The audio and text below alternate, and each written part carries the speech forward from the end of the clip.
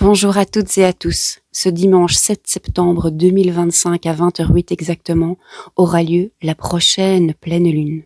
Comme d'habitude, lors d'une pleine lune, la lune et le soleil se trouvent dans les signes complémentaires.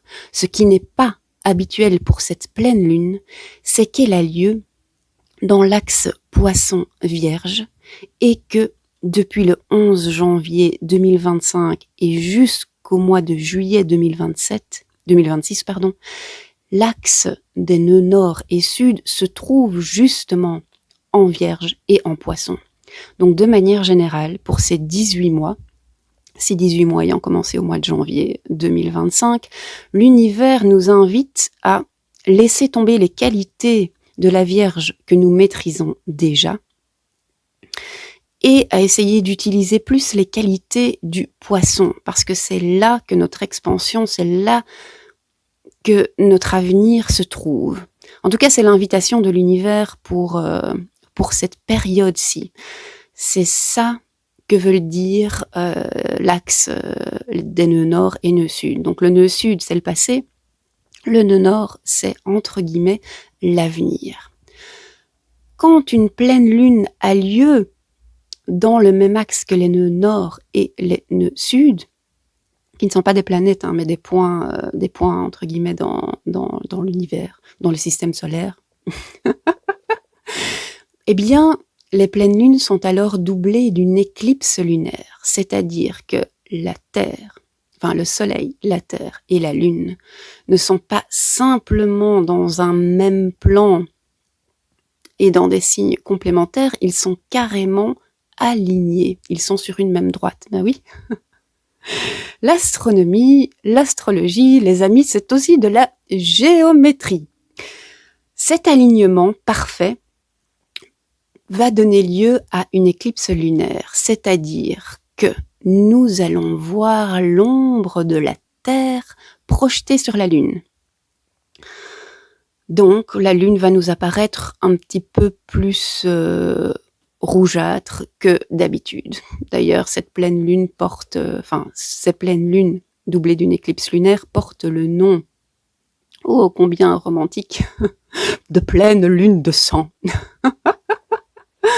Alors, cette pleine lune, dans le signe hyper mystique du Poisson, c'est un vrai reset de votre âme. Je l'ai déjà dit il y a 6 mois, lors de la pleine lune en Vierge, c'était aussi un reset. Parce qu'on était aussi en fait dans l'axe Vierge-Poisson. Eh bien, ce travail continue. Sauf que pour cette pleine lune, l'univers vous invite à un reset, une redirection, un réalignement avec votre âme. Mais la manière de trouver cet alignement, de retrouver cet alignement, en fait, vous n'avez rien à faire. C'est comme quelqu'un qui ne croit absolument pas à l'astrologie, qui s'y intéresse pas du tout, qui en a absolument rien à caler. C'est pas parce que quelqu'un ne s'y intéresse pas que la personne ne va pas être quand même influencée par les astres. Et ici, c'est un peu c'est un peu cette idée de laissons-nous influencer et n'ayons pas tout besoin de comprendre. Parce que justement, la Vierge, elle a besoin de tout comprendre, elle a besoin de tout analyser, elle a besoin de tout disséquer. Et l'idée derrière la compréhension, c'est de pouvoir étiqueter et c'est de pouvoir juger.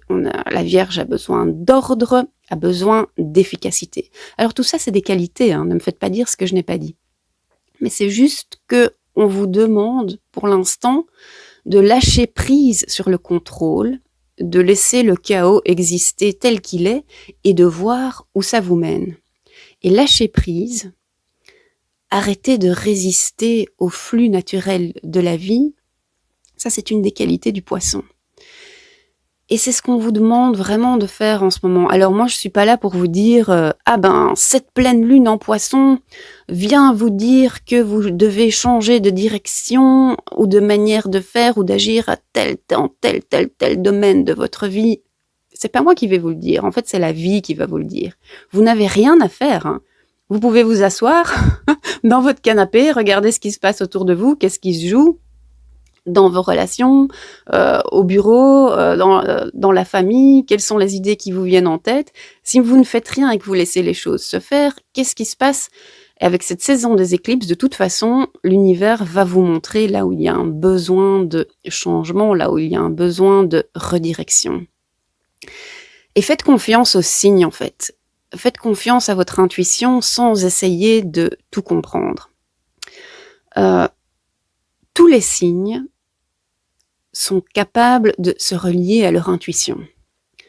Il y a des signes plus doués que d'autres, mais en attendant, tous les êtres humains ont un système, ont un système interne de boussole intérieure hautement relié à leurs émotions, en tout cas c'est ce que moi je crois, qui leur permettent de se diriger dans la vie et qui fait partie intégrante de ce mot magique qu'est l'intuition.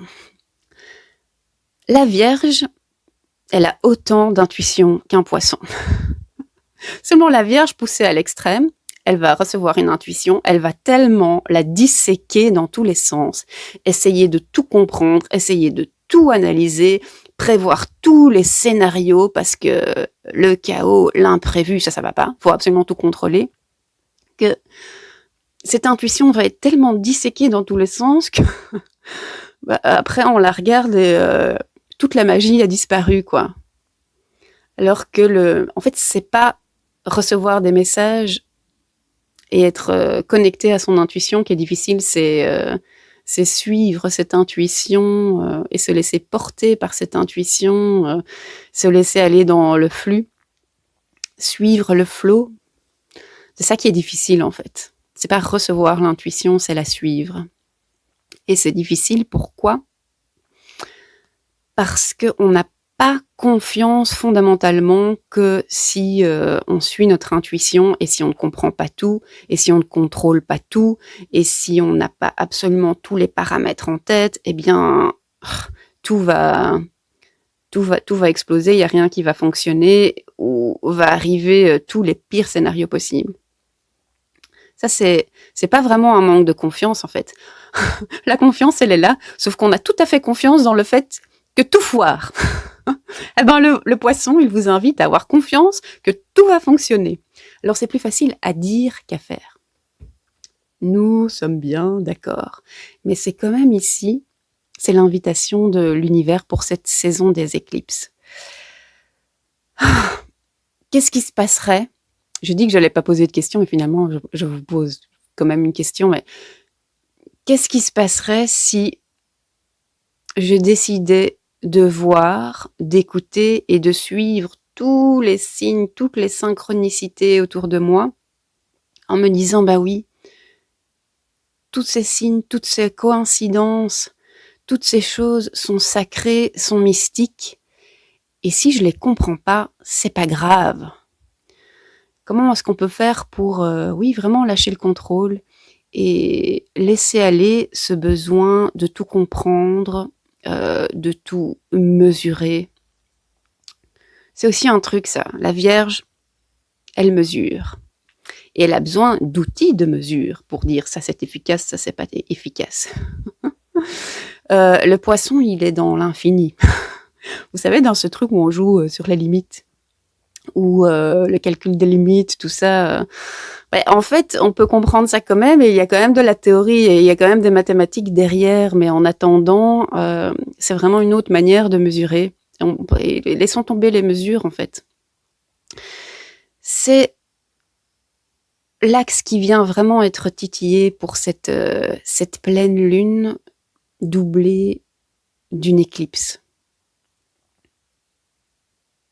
On vient challenger votre capacité à avoir confiance dans l'imprévisible, dans l'inconnu, dans le chaos.